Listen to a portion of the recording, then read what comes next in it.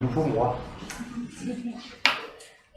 Pour vous parler du contre-transfert, avant toute chose, j'aimerais attirer votre attention sur tantôt de bien remplir l'enquête de satisfaction qui est à déposer dans l'urne qui est près de la porte de sortie. De toute manière, si vous ne la remplissez pas, vous ne sortez pas. Donc, le travail dont je vais vous parler, c'est un travail qu'on a effectué ici, qui a été un travail de recherche qui a été conceptualisé par le groupe recherche du GTCSI, donc certains connaissent peut-être l'existence, et j'aimerais réinsister sur le fait que le GTCSI est un groupe qui est ouvert, qui se tient de manière mensuelle, plus ou moins, mensuelle, et tout le monde est la bienvenue. Donc si quelqu'un a des idées de recherche ou si quelqu'un veut se tenir au courant de ça, il suffit d'un petit mail, on vous donne la prochaine date, vous êtes vraiment la bienvenue. On n'a jamais traumatisé personne. Le projet sur le contre-transfert que je vais vous présenter ici a été aussi réalisé avec certaines personnes de la clinique de Dage qui sont là et dont je les remercie. Avant toute chose, le contre-transfert c'est un sujet qui est relativement délicat parce que tout le monde a son avis là-dessus. Et de toute manière, toute étude empirique du contre-transfert s'expose à énormément de biais et de variables confondantes. Voilà. Ici, ce qu'on a fait, c'est vraiment une étude qui est de nature explorative. C'est des hypothèses, plus qu'autre chose. On ne prétend pas détenir la vérité, ou en tout cas pas officiellement. Et j'aimerais surtout remercier chaleureusement l'équipe de notre unité médico-légale pour toute la patience et son investissement qui, malgré le fait que je vienne des asséner d'échelles et de questionnaires à remplir, me maintiennent dans le faire et l'espace. Donc voilà, merci à eux. Alors le contre-transfert, comment est-ce qu'on le définit? Évidemment, il y a énormément de définitions, mais la définition qui est employée ici est une définition qui est anglo-saxonne, qui est très très large et qui définit tout ce qui forme la réaction du soignant vis-à-vis du patient qu'il est en train de soigner. Et donc ça peut être conscient, inconscient, pour autant qu'on peut encore maintenir cette distinction-là, émotionnelle, cognitive, comportementale, psychique, vraiment très très large. Ce que le patient suscite de manière la plus large possible. Alors qu'est-ce qu'on sait déjà par rapport à ce contre-transfert de manière empirique? On sait que ça a une valeur thérapeutique et diagnostique. Selon ce que nous, on ressent en contact avec ce patient, ça nous informe sur un certain nombre de dynamiques chez ce patient. Et on sait aussi que si on ne le contrôle pas, ce contre-transfert, si on ne le surveille pas, si on n'y est pas attentif, on est plus probable d'acting out, de passer nous à l'acte, peut-être pas violemment sur le patient, mais en tout cas des mesures plus punitives ou plus de coercition, plus de mise à l'isolement par exemple, plus de mesures, on va dire, simplement castrées, si on veut dire comme ça. Si on n'est pas attentif à ça, ça exténue les équipes. C'est un phénomène qui est décrit dans la littérature, qui n'arrive plus jamais en 2018, plus jamais d'équipe en burn-out, plus jamais de façon difficile, mais historiquement c'est connu. On a aussi des réactions d'équipe de clivage, des disputes, où finalement l'équipe se dispute entre elles parce qu'elle assume un certain nombre de choses du patient, mais tout le monde au final est quand même d'accord sur le patient. Et ça impacte l'évaluation du risque. On trouve que les patients qu'on n'aime pas, qui nous effrayent, on les trouve plus violents, on les trouve plus dangereux que les patients qu'on aime bien. Alors, ce sont des impacts qui sont plutôt négatifs jusqu'ici, et est-ce que quelqu'un a une idée de pourquoi j'ai mis cette image-là? Pierre, tu peux pas répondre, tu as la réponse. Est-ce que, donc, qui voit ce que c'est? Joker, oui. Ah, il y a une geek parmi nous. C'est Harley Quinn qui était psychiatre. Effectivement. Bravo. Donc, Harley Quinn était en fait l'ancienne psychiatre qui s'occupait du Joker quand il était hospitalisé dans l'asile d'Arkham et qui est tout à fait tombée sous le charme, qui était séduite par lui et qui est rentrée dans sa famille. Donc ici, on a quelque part l'impact du contre-transfert positif, qu'on peut être aveuglé par ce contre-transfert ou qu'on peut être séduit par un patient qui est manipulateur. Jusqu'ici, c'est globalement reconnaissable pour vous. petite question. Qui travaille au contact direct de patients qui sont psychotiques ou violents ou qui soient liés? Non, oui, une grande majorité. Très bien. Alors, le contre-transfert en milieu médico-légal. Le milieu médico-légal a ça de spécifique qu'on se retrouve parfois face à des crimes de haine ou sadiques, ou des personnes qui ont une absence totale de remords, une incapacité d'attachement, ou qui sont des prédateurs, ce qu'on ne trouve pas forcément dans nos cabinets de consultation privés. Et on sait dans toute la littérature que le contre-transfert négatif est le contre-transfert qui est dominant. Donc, on ressent la colère, on ressent l'hostilité, on ressent la critique, la maltraitance vis-à-vis de nos patients. On sait que c'est ça qui survient le plus dans le chapitre. Ce qu'on sait aussi, c'est que la personnalité, beaucoup plus que les symptômes est prédicteur du contre-transfert. Ce qui est intéressant, parce que au plus les gens sont, par exemple, on va dire, déprimés ou dépressifs, ça n'a pas tellement d'impact, mais c'est la personnalité qui sous-tend la dépression qui, elle, aura plus d'impact sur le contre-transfert. Par exemple, un patient qui est narcissique, qui souffre d'une dépression, va avoir un impact qui est plus important qu'un patient qui est bien névrosé, qui est plus confus. On sait aussi qu'il y a des différences hommes-femmes, et on sait qu'il y a aussi des différences qui sont liées à l'expérience clinique. Alors, dans une première étude, on a fait passer un questionnaire de manière tout à fait anonyme à nos soignants. Donc, non seulement nous, on ne savait pas. Donc, moi, je savais très bien à qui je donnais l'enveloppe, mais l'enveloppe était tout à fait anonymisée quand il me la rendait, donc il n'y avait pas de nom dedans, et je ne savais pas non plus par rapport à quel patient c'était. Parce que si moi je sais par rapport à quel patient on a rempli, je sais qui est le psychiatre de ce patient, par exemple. Donc, voilà, on était dans quelque chose de tout à fait confidentiel. Dans ce questionnaire qu'on a traduit avec le GTCSI, il y a des scènes qui disent, voilà, j'ai le sentiment de vouloir protéger ce patient. Et là, on répondait de 1 à 5. Une fois, méthode anglo-saxonne, je peux bien l'entendre, mais voilà, c'est une manière de... C'était des patients qui étaient tous internés, ça on le sait, ils étaient tous des hommes, ça on le sait aussi, et ils ont tous un diagnostic de psychose comme diagnostic principal. Ça on le sait aussi. Alors, on a 45 membres du personnel qui ont accepté de répondre, une majorité ici du CHJT, mais aussi une partie importante du CNP Saint-Martin.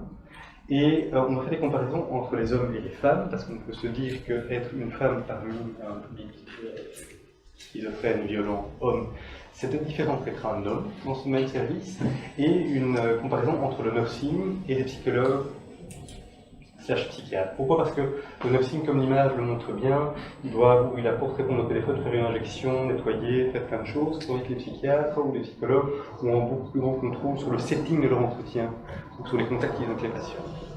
Est-ce que tout le monde est d'accord avec ce propos-là? Oui? Non? Oui? Alors, les résultats. On s'aperçoit que les psychiatres et psychologues décrivent plus facilement un contre-transfert parental protecteur ou plus facilement être submergé ou désorganisé par le patient ou de se sentir dans un lien spécial et surinvesti avec leur patient. Et ce sont des résultats qui sont assez intéressants. Alors la question qui se pose c'est est-ce que les psychiatres et les psychologues se sentent plus confiants de décrire ça, de rapporter, de se dire oui, voilà, moi je trouve que ce patient, j'ai besoin de le protéger, ou je vois que je suis surinvesti. Est-ce qu'ils le disent plus, mais qu'ils ne le ressentent pas forcément plus que le nursing?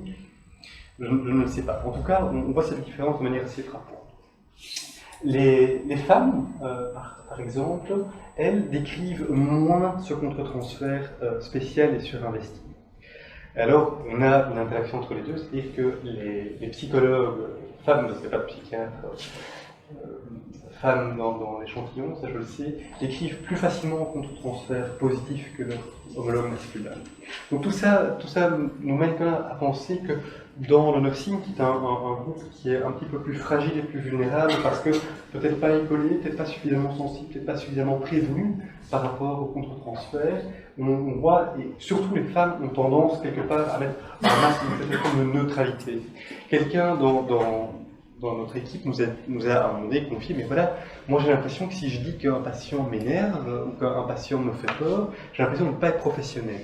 Comme si le fait de ressentir l'impact émotionnel que suscite un patient pourrait quelque part être considéré comme une faute professionnelle. Donc voilà, on a tout ce genre de conceptions qui sont évidemment très, très intéressantes, qui vivent par rapport à ça. On a évidemment confirmé que voilà, au plus on a d'années d'expérience, au plus il y a un compétence qui est différent, donc au plus les gens travaillent depuis longtemps dans un service ou exposés à une population médico-légale, au plus ils vivaient une certaine forme d'hostilité ou de maltraitance. Ce qui porte un peu à croire que quand les gens sont plus jeunes, sont peut-être plus souples, ils sont peut-être plus résistants, mais l'expérience et l'âge venant, on est peut-être un petit peu plus sensible, plus facilement submergé par cette violence et cette hostilité. La personnalité du personnel, parce que le personnel a un tout petit questionnaire de personnalité avec toutes les limites que ça comporte, hein, mais on voit que des gens qui sont très extravertis, hein, qui sont plus extravertis, ils ont tendance à se sentir moins vite submergés ou moins vite quelque part surinvestis, comme si l'extraversion était finalement protecteur vis-à-vis de cette notion-là. Et même chose pour les gens qui étaient très consciencieux. Donc ils sont très consciencieux, peut-être qu'en suivant peut-être plus de règles et en ayant des procédures sur lesquelles s'appuyer, ils arrivaient peut-être un petit peu à mieux gérer cet impact émotionnel. Le diagnostic du patient, on s'attendait à avoir énormément de statistiques intéressantes par rapport à ça, et finalement très très peu. C'est ça qui est intéressant. Moi je pensais que quand j'allais faire ces analyses là-dessus, ça allait s'éliminer comme un sapin de Noël, et finalement non, pas du tout. On a le trouble de la personnalité qui effectivement suscite plus de contre-transfert négatif, hostile et donc maltraitant, et l'abus de substance n'a aucun impact. Alors, est-ce que ça n'a aucun impact parce qu'ils consomment tous des substances chez nous? Vous rigolez. Donc, c'est en tout cas d'autres résultats, les antécédents de violence, on pourrait croire que ça a beaucoup d'impact, mais finalement pas tellement. Quand les gens appréhendent les personnes qu'ils ont sous leurs soins, ils ne sont pas terriblement préoccupés par les antécédents de violence, sauf qu'on remarque que les gens qui ont porté atteinte à la personne, donc vraiment des coups et blessures, ou des choses peut-être plus graves, homicides, là on voit quand même une tendance à être un petit peu plus sur la précaution. Ça, effectivement. L'âge du patient, aucun impact, rien du tout. Par contre, la durée de traitement, ça c'est important, et peut-être qu'on parle de l'impact de la chronification des patients, mais on peut aussi voir ça inversement, c'est-à-dire que les patients chroniques, les patients qu'on connaît depuis longue date, qui ont été hospitalisés longtemps, on a tendance à les vivre moins bien. On vit plus d'hostilité, on a moins de transfert positif de ces gens-là, comme s'ils nous irritaient à la longue. C'est une hypothèse, hein, je ne sais pas, une science c'est une hypothèse. Et alors la grande question, le patient est-il collaborant? Est-ce que le fait que le patient soit noté collaborant, avec tout ce que ça implique, stéréotypes de préjugés, est-ce que ça a un impact? Oui, énormément. Énormément. Si le patient est collaborant, on a beaucoup moins de contre-transferts négatifs, on a beaucoup plus de contre-transferts positifs. Alors, évidemment, quelle est la poule ou l'œuf? Est-ce que le patient est collaborant, donc on l'aime bien, et donc on le trouve collaborant? Et est-ce que parce qu'il est collaborant, est-ce qu'on se sent bien? Est-ce qu'on se sent bien parce qu'il est collaborant, etc., etc. Et donc on est dans un cycle où on ne sait pas très bien quelle est la poule ou l'œuf par rapport à ça. Est-ce que ce dilemme, j'ai l'impression que je très mal l'expliquer, est-ce que ce dilemme de l'œuf ou la poule vous semble dans ce contexte-là applicable? Ou est-ce qu'il y a des gens qui se disent non, c'est un peu flou? Quand il y a une personne qui trouve ça tout à fait flou, il ne va pas lever la main. N'hésitez pas à me trouver. Alors on voit que la magnitude, la force des corrélations est plus grande chez le 9 signes, encore, peut-être parce qu'ils sont en première ligne. C'est eux qui doivent aller lever le patient s'il ne veut pas se lever, c'est eux qui doivent le reprendre, etc. Et on voit que c'est plus difficile pour les femmes que pour les hommes. Ok. Conclusion de cette première étude. On voit effectivement que les variables médico-légales impactent, j'ai oublié de conjuguer le verbe impacter, désolé. Le contre-transfert, souvent dans une hausse du contre-transfert négatif, selon un mode de vivre l'hostilité ou la maltraitance venant du patient, et sur un mode où ça augmente le contre-transfert positif. une chose. On voit qu'il y a beaucoup de différences entre le nursing et les psychologues, psychiatres, et je pense que ça, en tout cas, notre idée c'était de communiquer ces résultats à l'équipe à travers une formation, mais donc en dehors de vraiment quelque chose de scientifique ou une espèce de cours magistral, pour vraiment une discussion par rapport à ça, parce qu'on s'aperçoit finalement que le nursing était beaucoup plus en difficulté que ce qu'on peut le penser. Je sais, vu que j'ai fait des inscriptions, qu'il y a pas mal de gens qui sont infirmières ici. J'espère qu'au niveau de la discussion, ils ont peut-être quelque chose à partager avec nous de ça. Et alors, on voit moins de différences hommes-femmes que ce qu'on voit ça. Ça, c'est les résultats de la première étude. Et il y a une deuxième étude qui suit. Je vais juste voir où j'en suis au niveau de temps. Je suis parfait au niveau de temps. Très bien. Et dans la deuxième étude, on va quand même creuser un peu la question. Et ça, c'est des résultats qui sont tout à fait inédits. Je ne les ai d'ailleurs jamais montrés, ni même à mon patron. Donc voilà. Dans la deuxième étude, on voulait voir. Tout à fait. On voulait voir, tiens, est-ce que le fait que dans la première étude soit tout à fait confidentiel, est-ce que ça va avoir un impact? On voulait aussi voir, tiens, est-ce que c'est différent d'une unité de resocialisation d'une unité d'admission? Et on voulait voir, tiens, quel était l'impact de la symptomatologie des traits de personnalité antisociaux et de l'agressivité sur le contre-transfert. Et c'est le moment donné où ça va devenir un petit peu plus interactif. Le contre-transfert et la symptomatologie, est-ce que vous pensez, premièrement, que les patients qui sont plus décompensés suscitent plus de contre-transferts positifs ou plus de contre-transferts négatifs? Qui pense que ça suscite plus de contre-transferts positifs? Et donc, qui pense que ça suscite plus de contre-transferts négatifs? Donc, quelqu'un qui est plus décompensé, on aurait plus de mal avec quelqu'un qui est plus décompensé.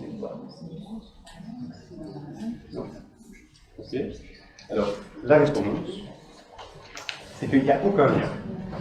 C'est très très étonnant, mais il n'y a aucun lien. Ce qui est très agréable pour moi, parce que ça confirme ce que je vous ai dit il y a 10 minutes, c'est que la symptomatologie a très très peu d'impact. En cherchant bien, je pense qu'il y a un impact avec les variables qui sont spécifiquement liées à la paranoïa. Les gens qui, quelque part, se sentent très fort persécutés et qui peuvent, comme ça, le regard du paranoïa qui peut avoir comme ça quelque chose de très angoissant. Et je pense que si on arrive à isoler ces gens-là, peut-être qu'on va trouver un effet. Mais sinon, la symptomatologie n'impacte pas forcément le contre-transfert, ni dans un sens positif, ni dans un sens négatif. Donc, vous avez donné une question qui est un peu... Contre-transfert entre la personnalité antisociale. Est-ce que vous pensez que ça évoque rien du tout d'avoir un antisocial en face de soi, ou est-ce que ça évoque énormément d'émotions différentes? Qui pense que ça n'impacte rien du tout? Maintenant, les gens sont un peu suspects. Qui pense que ça n'évoque rien du tout? Qui pense que ça évoque beaucoup de choses? Ok, bah, vous cachez, vous avez tous raison. Effectivement, ça c'est très très clair.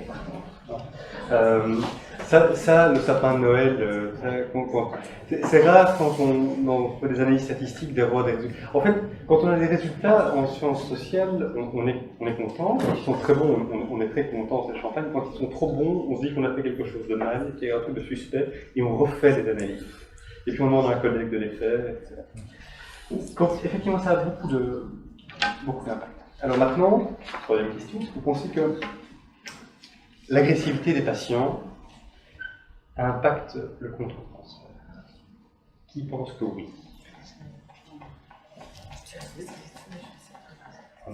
Qui pense que l'agressivité n'impacte pas le contre-transfert, ni positivement ni négativement? Alors, il y a 2 tiers d'abstention. 55. Donc, pour savoir qui pense que ça impacte? 50. Je vais répondre la moitié. Qui pense que ça n'impacte pas? Toujours les abstentions. Une paix. Eh bien, les premières analyses sont très équivoques. On doit attendre plus de résultats par rapport à ça. Mais l'explication est là, je crois, c'est mon hypothèse. C'est que donc, on a la psychose, les traits de personnalité antisociale, on a la violence, on a le contre-transfert. Alors, la question que je vous pose, c'est tiens, est-ce que la violence a un impact sur le contre-transfert? On sait que l'antisocialité en a un qui est très fort et qui est très négatif. Okay. On sait que la psychose n'en a pas. Donc, d'où entier. Mais alors, et c'est là que ça se complique vraisemblablement, c'est que il y a un lien entre l'antisocialité et la propension à être violent.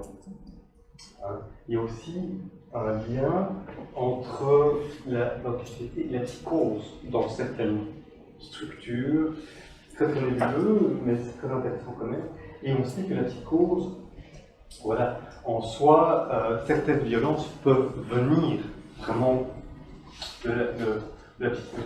Donc, on est dans quelque chose qui est encore fou à ce stade-ci, mais je pense extrêmement intéressant.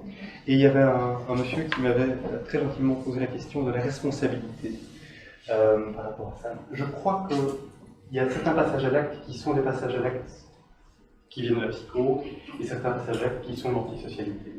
Quand on a un patient qui est tout à fait délirant, mais qu'il va voler quelque chose, ou qu'il essaye d'arnaquer quelqu'un, il a beau être délirant, c'est pas forcément le fait qu'il soit tout à fait halluciné, tout à fait décompensé, qui va faire qu'il essaye de voler pour avoir de la drogue ou quelque chose. Il y a quelque chose d'autre. Tous les passages à l'acte d'un psychotique ne sont pas des passages à l'acte. Et le truc dans ce découlement-là, et ça je pense que je vous vole, Monsieur Face, je vous vole quelque chose, je pense que vous l'avez raconté d'ailleurs ici à ce pupitre aussi il y a 2 ou 3 ans, c'est que un patient psychotique qui délire, on se dit qu'il est malade, on dit qu'un antisocial qui vole, on se dit qu'il est responsable. On se dit qu'il sait ce qu'il fait. Et c'est peut-être là la distinction qu'on fait, c'est qu'on impute la responsabilité quand ça vient d'un versant plus antisocial, alors que quand ça vient d'un versant plus psychotique, on a tendance à excuser ça. Ça vaut ce que ça vaut. Je ne sais pas si vous avez souvenir d'avoir dit quelque chose comme ça. Voilà. Donc, si maintenant vous disiez non, absolument pas, je suis un peu mal. Donc voilà le lien un peu ténu par rapport à tout ça. Donc la conclusion, c'est que nos premiers résultats sont cohérents avec la littérature internationale, malgré qu'il y ait énormément de biais, de petits échantillons, etc. La symptomatologie a peu d'impact, la personnalité sociale a un très grand impact. On est en attente de plus d'analyses pour savoir quel est l'impact de la violence. Je pense aussi que le type de violence peut impacter. Je pense par exemple que la violence verbale doit susciter un contre-transfert peut-être différent qu'une violence sexuelle ou physique. Donc voilà, c'est une hypothèse à ce stade-ci. Et surtout, voilà, le lien entre le contre-transfert et l'évaluation du risque suite au prochain épisode. N'hésitez pas à vous en dire à ce stade. Merci beaucoup. Merci.